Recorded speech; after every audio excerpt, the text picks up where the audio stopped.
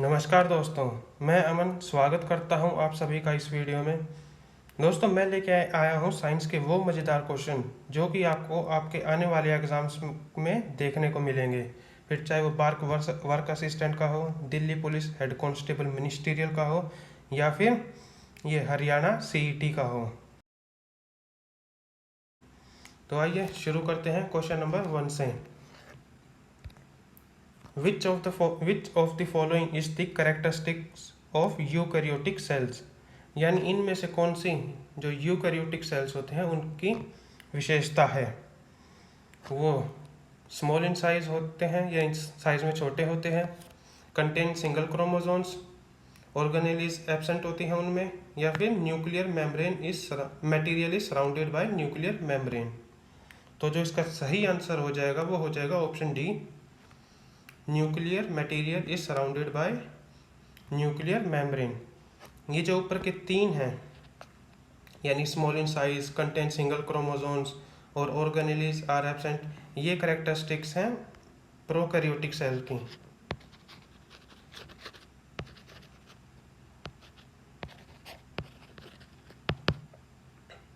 और जो eukaryotic cells की करेक्टरिस्टिक्स हैं वो हैं ये साइज में थोड़े बड़े होते हैं, मतलब जो है इनकी एकदम opposite, contains more than 1 chromosomes, second characteristics.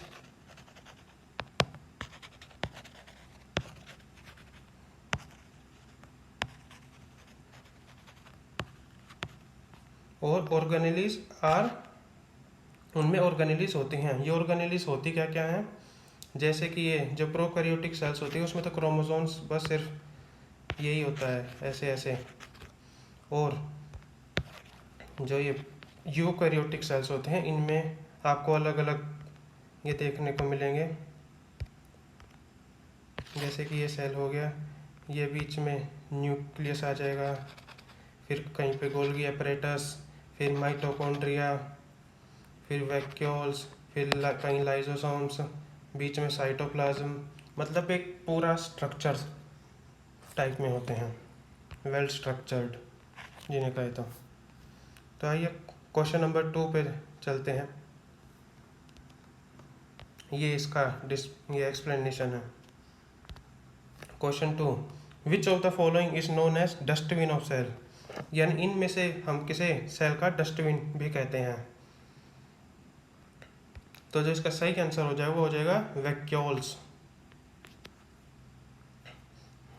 ये जैसा कि नाम सजेस्ट कर रहा है डस्टबिन, तो इनका काम क्या होता है, गार्बेज कलेक्टर ऑफ सेल्स।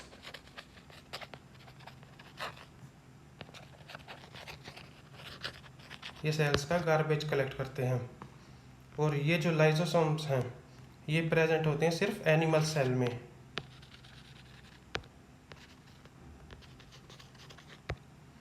और इनका काम ये, इन्हें हम सुसाइडल बैग्स भी कहते हैं।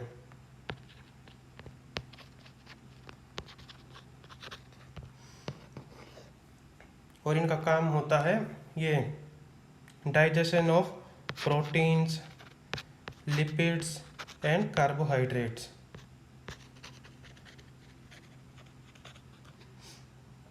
दोस्तों, इन्हें सुसाइडल बैग इसलिए कहते हैं क्योंकि अगर इनको खाने को नहीं मिलता तो ये अपने आप को ही डाइजेस्ट कर लेते हैं।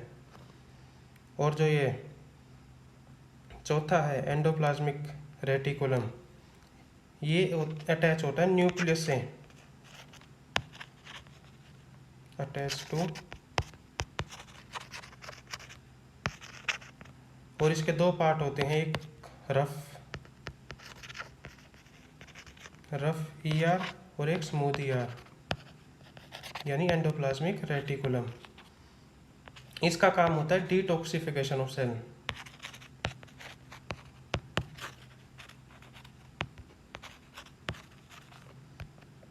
और जो ये रफ एंडोप्लाज्मिक रेटिकुलम है इससे अटैच होते हैं राइबोसोम्स,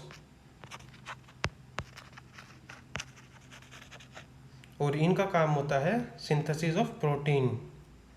और दोस्तों, जो ये माइटोकॉन्ड्रिया बच गया है ये मैं इसका आंसर कमेंट में दीजिएगा कि माइटोकॉन्ड्रिया को हम क्या कहते हैं। तो आइए नेक्स्ट क्वेश्चन की ओर। What is the full form of DNA, यानी डीएनए की फुल फॉर्म क्या है? डीऑक्सी राइबोस नाइट्रिक एसिड, या डीऑक्सी राइबोस न्यूक्लिक एसिड, या डीऑक्सी न्यूक्लिक एसिड, या फिर डेली न्यूज़ एनालिसिस, ये जो सुधीर चौधरी वाला। तो जो इसका सही आंसर हो जाएगा वो हो जाएगा option B, deoxy ribose nucleic acid. तो जो इसकी शेप होती है वो होती है डबल हेलिक्स, यानी ऐसे कुछ इस टाइप्स की शेप होती है इसकी। और इसमें शुगर होती है डीऑक्सी राइबोस, और जो इसके बेसिस होते हैं उनको होते हैं ATCG, यानी एडेमिन, थायामिन, साइटोसाइन और ग्यूनाइन।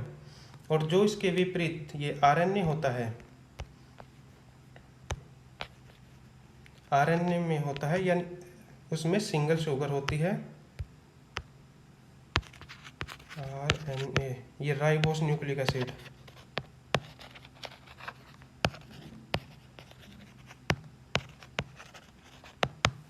ये सिंगल स्ट्रैंड के होते हैं ये।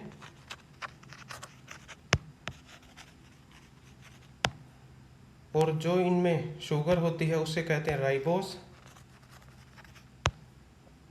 और जो इसके बेसिस होते हैं वो होते हैं, जैसे इसके तो थे ATCG, इसके होते हैं ATUG। इसमें A, T और G तो सेम होते हैं इसकी तरह, जैसे एडेमिन, थायमिन, ग्यूनाइन। और जो इसमें U होता है ये होता है यूरेसिल। तो नेक्स्ट क्वेश्चन, रूट्स आर, यानी जड़ क्या है? वो पॉजिटिवली जियोट्रोपिक है, नेगेटिवली फोटोट्रोपिक है, या फिर ये पॉजिटिवली हाइड्रोट्रोपिक है, या फिर ऑल ऑफ द अबव। तो जो इसका सही आंसर हो जाएगा, एक कहाँ गया, तो जो इसका सही आंसर हो जाएगा वो हो जाएगा option D, all of the above. तो एक्सप्लेनेशन देखते हैं। जैसे कि ये हो गया ग्राउंड रूट्स ऐसे, ये डेट, ये ऊपर, ये पेड़ लगा लो, ठीक है। पॉजिटिवली जियोट्रोपिक, जियो मतलब अर्थ, यानी अर्थ की ओर जा रही हैं, तो पॉजिटिवली जियोट्रोपिक। और ये नेगेटिवली फोटोट्रोपिक का मतलब है, जैसे कि रूट्स तो यहाँ पे है, सनलाइट यहाँ पे है, तो ये इसके अपोजिट डायरेक्शन में जा रही हैं, तो नेगेटिवली फोटोट्रोपिक। और पॉजिटिवली हाइड्रोट्रोपिक का मतलब, जैसे पानी डालेंगे पानी भी नीचे जाएगा, और ये रूट्स भी नीचे ही हैं, तो इसलिए पॉजिटिवली हाइड्रोट्रोपिक। तो जो इसका सही आंसर इस हिसाब से हो गया वो हो गया ऑल ऑफ द अबव, यानी रूट्स इन सभी हैं, इन तीनों से। पॉजिटिवली जियोट्रोपिक भी हैं, नेगेटिवली फोटोट्रोपिक भी हैं, और पॉजिटिवली हाइड्रोट्रोपिक भी हैं। तो आइए नेक्स्ट क्वेश्चन पे। व्हाट इज पॉम, यानी पॉम क्या है? वो पार्थिनोकार्पिक फ्रूट है, फॉल्स फ्रूट है, सिंपल फ्रूट है, या कंपोजिट फ्रूट है? तो जो इसका सही आंसर हो जाएगा वो हो जाएगा ऑप्शन बी, ये फॉल्स फ्रूट है। यानी फॉल्स फ्रूट का मतलब, जैसे कि ये जो फ्रूट होते हैं वो इंड्यूस होते हैं, जो जनरली और बाकी के फ्रूट्स होते हैं वो ओवरी से इंड्यूस होते हैं, लेकिन ये होता है थैलेमस में, जो थैलेमस पार्ट होता है फ्लावर का उससे। और इसका एग्जाम्पल है एप्पल। और ये जो पार्थेनोकार्पिक फ्रूट है इन्हें हम कहते हैं सीडलेस फ्रूट।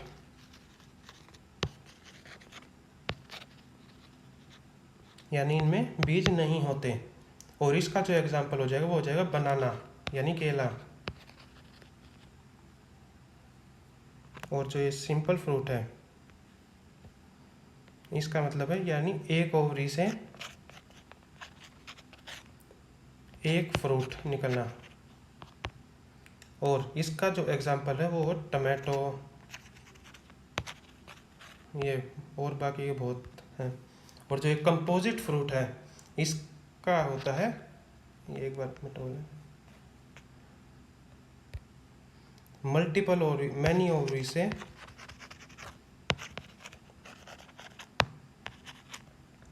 एक फ्रूट निकलना। और जो इसका एग्जाम्पल हो जाए वो हो जाएगा जैसे स्ट्रॉबेरी,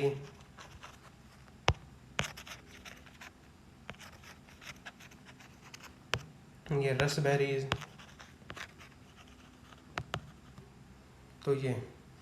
तो नेक्स्ट क्वेश्चन की ओर चलते हैं। The digestion of food is completed in which part of the body, यानी फूड का डाइजेशन किस पार्ट में कंप्लीट हो जाता है, ईसोफेगस में, स्टोमक यानी पेट में, स्मॉल इंटेस्टाइन में, या लार्ज इंटेस्टाइन में। तो जो इसका सही आंसर हो जाएगा वो हो जाएगा ऑप्शन सी, स्मॉल इंटेस्टाइन। ये जो ईसोफेगस होता है ये कनेक्ट करता है माउथ को स्टोमक यानी पेट से। ये जो मुंह को और पेट को कनेक्ट करने के जो वो पाइप सी होती है उसे ईसोफेगस कहते हैं। पेट का काम होता है फूड को स्टोर करना, ये स्टोर कर लेता तकरीबन 2 लीटर तक। और जो स्मॉल इंटेस्टाइन बताया वो डाइजेशन को कंप्लीट करना। और पेट का एक और काम होता है ये जो डाइजेशन को स्टार्ट करता है, स्मॉल इंटेस्टाइन में ख़त्म हो जाता है और लार्ज इंटेस्टाइन में, जो स्मॉल इंटेस्टाइन का जो वेस्ट मटेरियल होता है वो लार्ज ये इंटेस्टाइन में आ जाता है। ये जो स्मॉल इंटेस्टाइन है इसके 3 पार्ट होते हैं, ड्यूडेनम,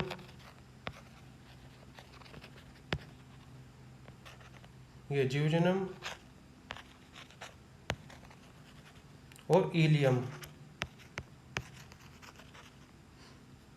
तो ये इतना है। तो next question, what are the dispersed phase and dispersed medium in a foam, यानी फोम में डिस्पर्स्ड फेज और डिस्पर्स्ड मीडियम क्या होते हैं।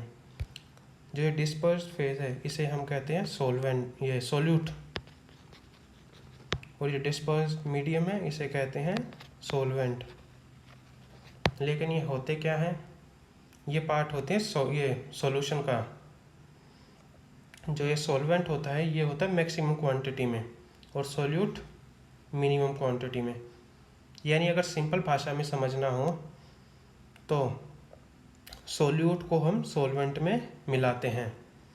जैसे कि आपने देखा होगा ये पानी का गिलास है, इसमें आपने ये नमक या चीनी डालते हो, तो जो ये नमक या चीनी जो आपने डाला वो पार्ट होगा सोल्यूट का क्योंकि वो स्मॉल क्वांटिटी में है।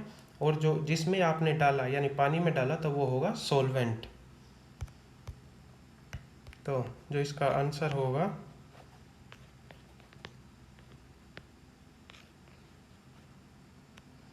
वो होगा, फॉर्म में डिस्पर्स्ड फेज है गैस और डिस्पर्स्ड मीडियम है लिक्विड।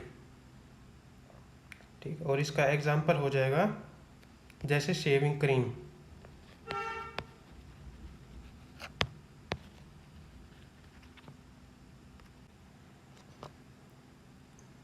ये जब हम लिक्विड को गैस में मिलाएंगे तो इसे हम कहते हैं एरोसोल। और इसका जो एग्जांपल हो जाएगा वो हो जाएगा फॉग, क्लाउड वगैरह।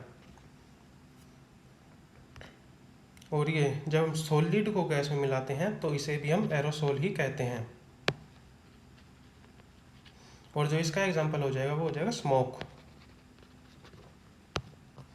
और जो लिक्विड एंड ये लिक्विड को हम सॉलिड में मिलाएंगे तो इसे कहते हैं जेल।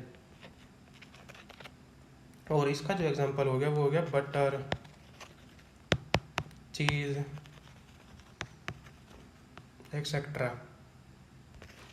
तो next question, which of the followings are the isotopes of hydrogen, यानी इनमें से कौन से हाइड्रोजन के आइसोटॉप्स हैं। ये जो आइसोटॉप्स होते हैं ये होते हैं atoms of same element having same atomic number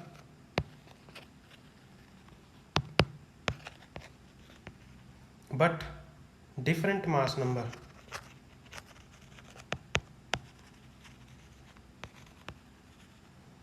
यानी इनका जो ये सेम एलिमेंट होते हैं, एटॉमिक नंबर सेम होता है, पर जो इनका मास नंबर है ये वो अलग अलग होता है, यानी इनका मास अलग होता है और एटॉमिक नंबर सेम होता है। तो जो हाइड्रोजन के आइसोटॉप्स हैं वो है सभी, ऑल ऑफ दी अबव।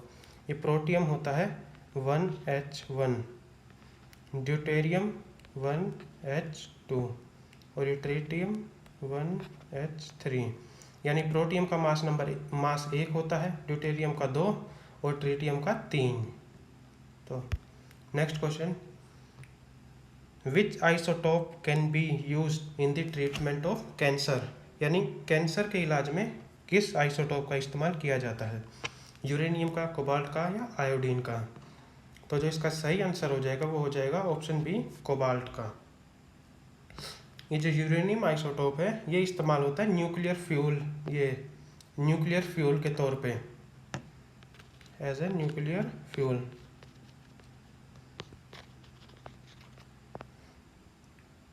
और जो आयोडीन का ये आइसोटोप है ये मैं आप पे छोड़ता हूँ, आप इसे कमेंट में बताइएगा कि ये किस काम में आता है। Next question, the atmosphere of Venus is made up of thick white and yellowish clouds of. दोस्तों ये क्वेश्चन अभी ये जो संडे को CDS एग्ज़ाम हुआ था मैंने उसमें से लिया है, ये NCERT का ही क्वेश्चन है, सिंपल सा। तो जो इसका सही आंसर हो जाएगा वो हो जाएगा ऑप्शन बी, सल्फ्यूरिक एसिड। अगला question, which acid is present in nettle sting, यानी जो निटल एक पौधा होता है उसके ये पत्ते में कौन सा एसिड प्रेजेंट होता है।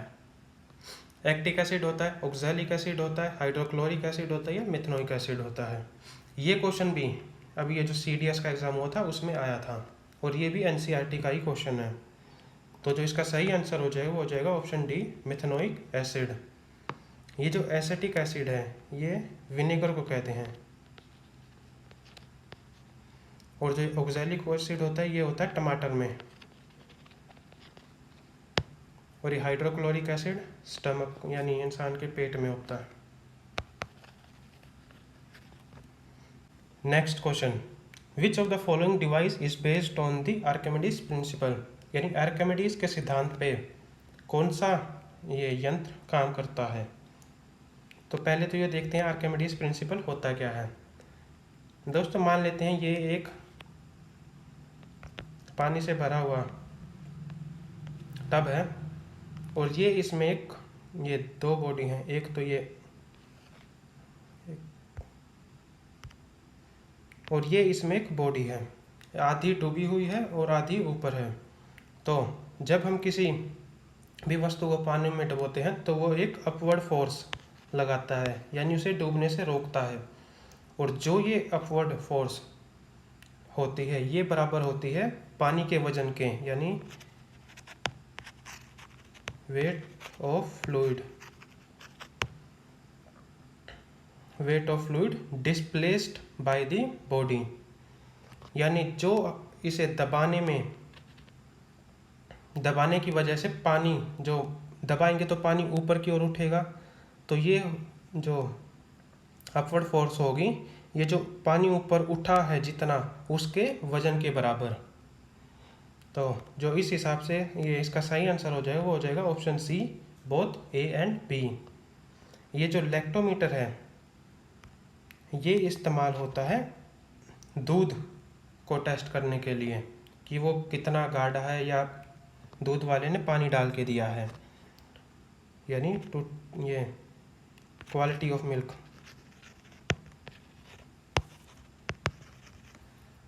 और ये जो हाइड्रोमीटर है ये इस्तेमाल होता है स्पेसिफिक ग्रेविटी को नापने के लिए।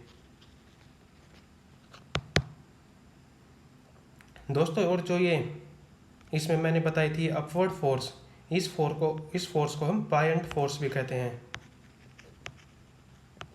Buoyant force. और ये जो पानी के ये जहाज होते हैं ये भी इसी पे काम करते हैं, इसी सिद्धांत पे। तो अगला क्वेश्चन, साउंड वेव्स आर, यानी साउंड वेव क्या है, वो मैकेनिकल वेव हैं, इलेक्ट्रोमैग्नेटिक वेव हैं, या दोनों हैं, या इनमें से कुछ भी नहीं है। तो जो इसका सही आंसर हो जाएगा वो हो जाएगा ऑप्शन ए, मैकेनिकल वेव्स। दोस्तों जो ये साउंड वेव्स है, जैसे मैं यहाँ से बोल रहा हूँ और यहाँ पे कोई सुनने वाला खड़ा है, तो बीच में जैसे एयर पार्टिकल्स होते हैं, तो जैसे जैसे मैं बोलूँगा तो फोर्स आएगी, ये एयर पार्टिकल इससे टकराएगा, ये इससे टकराएगा, ये इससे टकराएगा, ये इससे टकराएगा, और ऐसे करते करते जो साउंड है वो इस तक पहुंच जाएगी। तो जो साउंड वेव्स में नेसेसरी कंडीशन होती है वो होती है कि ये मैकेनिकल वेव्स में जो नेसेसरी कंडीशन होती है वो होती है कि मीडियम प्रेजेंट होना चाहिए, कोई ना कोई मीडियम, या सॉलिड हो, लिक्विड हो, या गैस हो। लेकिन जो ये इसकी स्पीड सबसे ज़्यादा होगी वो होगी सॉलिड में। और जो इलेक्ट्रोमैग्नेटिक वेव्स होती हैं इनकी कंडीशन ये वैक्यूम में भी ट्रैवल कर लेती हैं, जैसे कि स्पेस में। ये साउंड वेव स्पेस में ट्रैवल नहीं कर सकती। अगर आप चांद पे जाके दो दोस्त आपस में अगर बात करेंगे तो वो एक दूसरे की बात को नहीं सुन पाएंगे। Next question, who has given the right hand thumb rule, यानी राइट हैंड थंब रूल किसने दिया था, फ्लेमिंग ने दिया था, मैक्सवेल ने दिया था, या फैराडे ने दिया था, या इनमें से किसी ने भी नहीं दिया था। तो जो इसका सही आंसर हो जाएगा वो हो जाएगा ऑप्शन बी, मैक्सवेल। ये जो फ्लेमिंग है इसने दिया था Fleming left hand rule.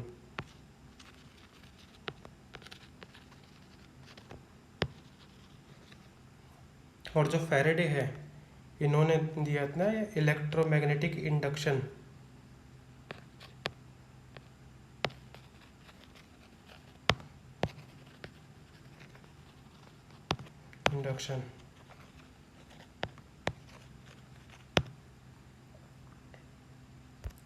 Next question, which of the following statement is correct regarding solenoid, यानी सोलेनॉइड के लिए इनमें से कौन सी स्टेटमेंट सही है।